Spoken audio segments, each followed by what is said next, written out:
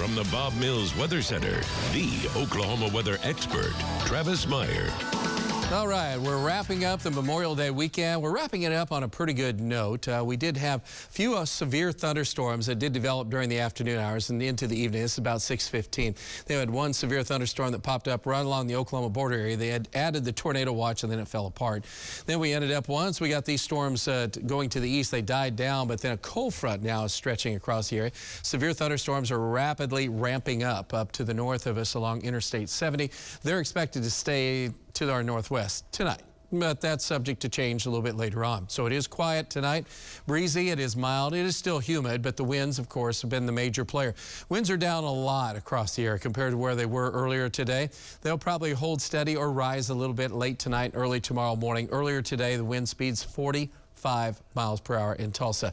And you had basically a calm wind in Poto, comparatively speaking, gusting to 28. And it was windy at 28, so you can imagine what Tulsa was like.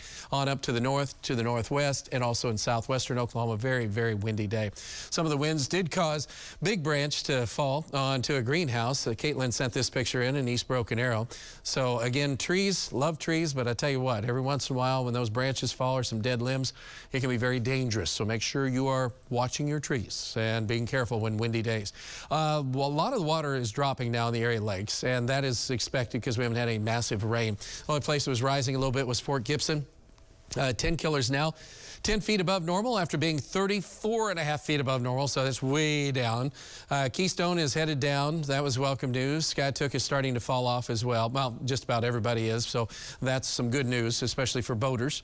We did end up with a reason for those lakes to be so much higher, a foot of rain. And of course, Okmulgee hit hard, Okfuskee County during the month of May. It has been a rough go for anyone to the south and west of Tulsa. Tulsa ended up with 9.4. Notice McAllister, 4.2 inches. So again, pocket, which is usually more the 10 to 12 inch rains, was just kind of flip-flopped on us. Areas up in Osage County, which had been so dry, picking up 10 inches of rain for the month. Now we're going to see more rain. Anywhere from 2 to 4.5 inches of rain will be headed our way over the course of the next 9 days. Needless to say, though, that's still a lot of water, but it'll keep things green instead of a drought. Quiet tonight across the area. We're at 81 degrees, 65% humidity. Winds are still breezy, but nothing really too bad. And most of our temperatures hanging in the upper 70s, low 80s across the area. Wheat harvest was kicking off again in southwestern Oklahoma and getting that rolling. 70s across the area tomorrow morning. And then we're talking about during the day, temperatures mid to upper 80s. Here's that front that's up to the north of us. Will start to fire back up again. And then by the time we get 6 to 7 to 8 o'clock, it'll be on our fringe areas of the northwest part of our viewing area. Some severe weather associated with that. Hail and wind would be the primary threats.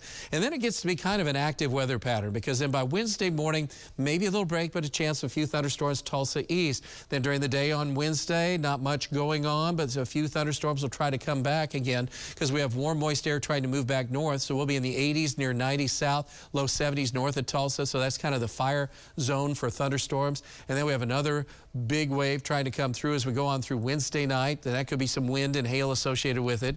And then it gets cooler, 50s on Thursday morning. Kind of quiets down a little bit on Thursday with temperatures only in the 70s. So the biggest threats we're going to look at is wind and hail, and then some heavy rain.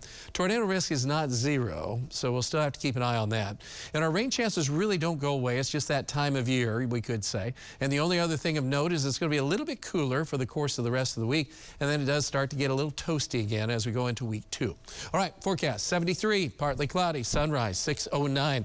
Windy day for tomorrow. We're looking at temperatures will be around 84 at noontime, upper 80s, and again, winds averaging 24, gusting to 30.